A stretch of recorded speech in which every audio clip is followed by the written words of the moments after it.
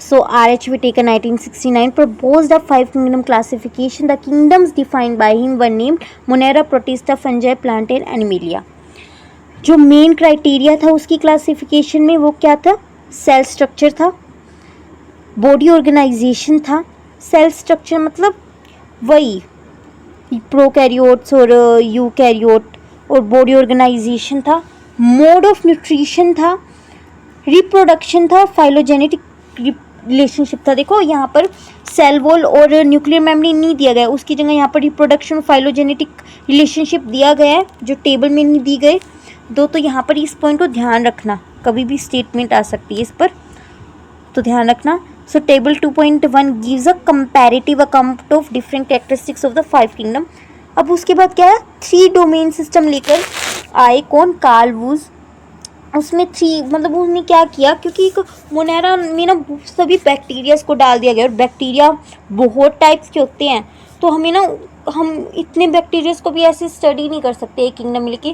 तो और इजी करने के लिए बैक्टीरिया के भी 2 डोमेन्स बना दिए. यू बैक्टीरिया का एक डोमेन और आर्की बैक्टीरिया का एक डोमेन, और बाकी जो ये चारों थे उनको एक तीसरे डोमेन में डाल दिया. तो इस तरीके से 6 किंगडम क्लासिफिकेशन कर दी. 5 किंगडम तो यही थी, और मोनेरा को भी 2 किंगडम में क्लासीफाई कर दिया.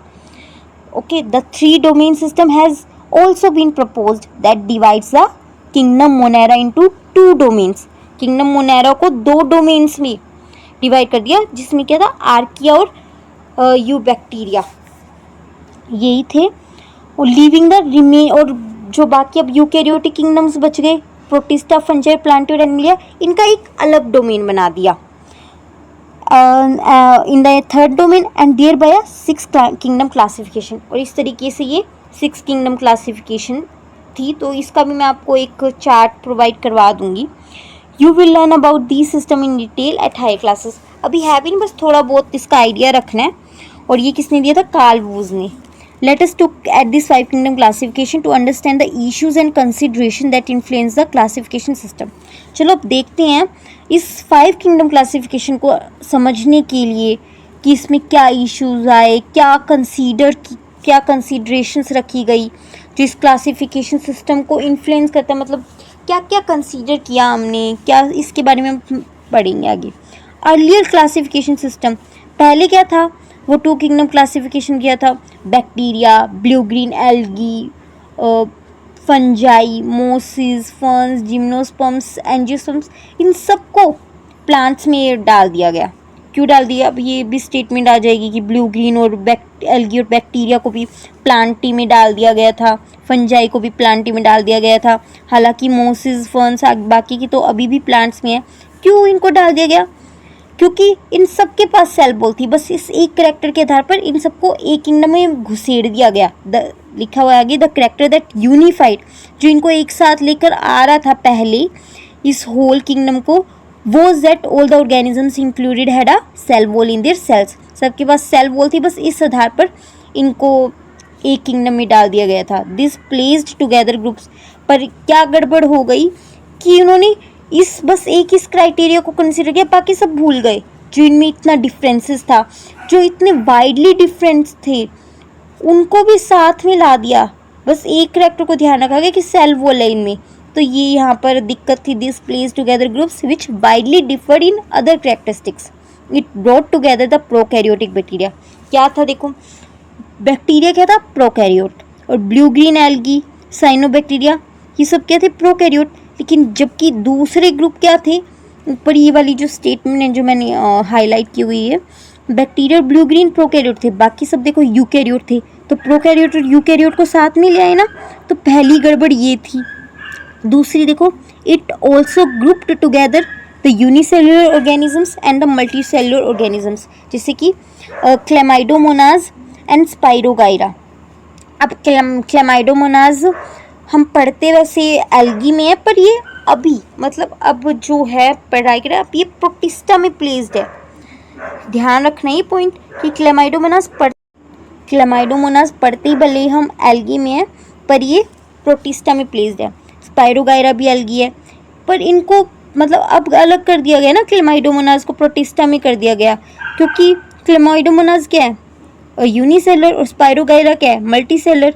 तो हमने अब इसको सही क्लासिफिकेशन किया, क्लेमाइडोमोनास को प्रोटिस्टा में, स्पाइरोगाइरा को एल्गी में, जबकि पहले क्या करे थे, इन दोनों को एक ही में घुसेड़ दिया, एल्गी में। यहाँ पर ना कंफ्यूज होने की जरूरत नहीं है, बस मेन क्या लिया गया कि सारे यूनिसेलर प्रोकैरियोट्स हैं वो मोनेरा में डाल दिए गए, यूनिसेलर यूकैरियोट्स हैं सारे वो किस में डाल दिए गए, प्रोटिस्टा में। ये नहीं देखा गया कि कौन एल्गी, जैसे क्लेमाइडोमोनास एक एल्गी है पर उसके बावजूद उसे प्लांट में नहीं डाला, क्यों? क्योंकि वो क्या था, यूनिसेल्युलर था और यूकैरियोटिक सेल था, तो उसे प्रोटिस्टा में डाल दिया गया। तो ये क्राइटेरिया यूज़ किया गया कि जो यूनिसेलुलर प्रोकैरियोट है उसे मोनेरा में, यूनिसेलुलर यूकैरियोट है उसे प्रोटिस्टा में। ये प्लेस तो इनमें है पर इन्हें पढ़ा उधर ही जाता है जो इनकी कैरेक्टरिस्टिक्स सिमिलर होती है। जैसे क्लेमाइडोमोनास है तो एल्गी, पर उसे प्लेस प्रोटिस्टा में किया गया इस आधार पे क्योंकि वो यूनिसेलुलर यूकैरियोट है, लेकिन वो एल्गी है तो हमें उसे पढ़ एल्गी के साथ ही रहे ताकि ईजी रहे, क्योंकि एल्गी की कैरेक्टरिस्टिक्स पढ़े तो एल्गी के साथ पढ़ ली। तो आई होप कि यहाँ पर थोड़ी सी क्लैरिफिकेशन आएगी, बाकी कंफ्यूजिंग होता ही है, थोड़ा ध्यान से अपने आप से सोचोगे तो क्लैरिफाई हो जाएगा। द क्लास, अब तीसरा क्या था, दो हो चुके हैं, इन्होंने प्रोकैरियोट और यूकैरियोट को साथ मिला दिया, मल्टी सेलुलर यूनिसेलुलर को साथ में ले आई ये। अब और क्या था, थर्ड क्या था, थर्ड क्या था इसमें काउंटर पॉइंट, क्लासिफिकेशन ने डिफ्रेंशिएट ही नहीं किया, हेट्रोट्रोफिक फंजाई क्या थी, हेट्रोट्रोफिक, और ऑटोट्रोफिक क्या थे, ग्रीन प्लांट्स। इन दोनों को ये साथ में ले आए। दो दे ऑल्सो शोड कैरेक्टरिस्टिक, जबकि ये सिर्फ हेट्रोट्रोफिक और ऑटोट्रोफिक मोड में ही नहीं डिफरेंट शो करे, यहाँ इनकी तो सेल वॉल कॉम्पोजिशन भी डिफरेंट है। फंजाई की सेल वॉल किससे बनी होती है, काइटिन की, प्लांट्स की किससे बनी होती है, सेल्यूलोज की। तो यहाँ पर ये हेट्रोट्रोफिक और ऑटोट्रोफिक को तो साथ में ले ही आए और इनकी सेल वॉल कॉम्पोजिशन भी डिफरेंट थी। तो ये चार ड्रॉबैक से पहला प्रोकैरियोट यूकैरियोट को साथ मिलाई, दूसरा हेट्रोट्रोफिक और ऑटोट्रोफिक को साथ मिलाए, फिर मल्टीसेलुलर यूनिसेलुलर को, और चौथा यही कि इनकी सेल वॉल, मतलब तीसरा ही पर ये भी था कि इनकी सेल वॉल कॉम्पोजिशन डिफरेंट थी, फिर भी इनको साथ मिलाए। तो ये 5 किंगडम क्लासिफिकेशन की कुछ ड्रॉबैक्स थी। 5 किंगडम क्लासिफिकेशन की नहीं, जो अर्लियर क्लासिफिकेशन थी, जो पहले क्लासिफिकेशन कर रहे थे जो हम सेल वॉल के आधार पर, सिर्फ उसके ड्रॉबैक्स थे जिसके सुधारने के लिए हम 5 किंगडम क्लासिफिकेशन लेकर आए।